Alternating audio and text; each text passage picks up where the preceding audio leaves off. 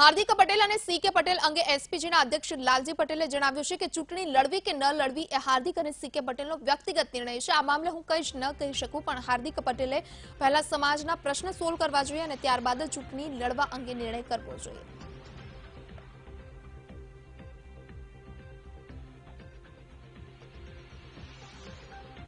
આના જે મુદ્દા હતા એ તમામ મુદ્દા હજી બાકી છે, એટલે બાકી પહેલાં પૂરા કરવા જોઈએ। કારણ કે જ્યારે 25 ઓગસ્ટે મહાક્રાંતિની જ્યારે રેલી હતી અમદાવાદની અંદર, ત્યારે નક્કી કરવામાં આવ્યું હતું કે બિન રાજકીય રીતે કોઈપણ રાજકારણમાં જ્યાં વગર અમે સંપૂર્ણ પાટીદાર સમાજની સેવા કરીશું।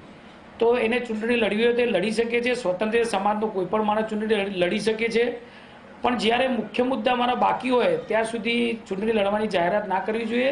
કારણ કે એ સમાજ સાથે દગો કર્યો કહેવાય, અને સમાજના મુદ્દા પૂરા થયા પછી વ્યક્તિગત જેને જે પક્ષમાં લડવું હોય લડી શકે છે।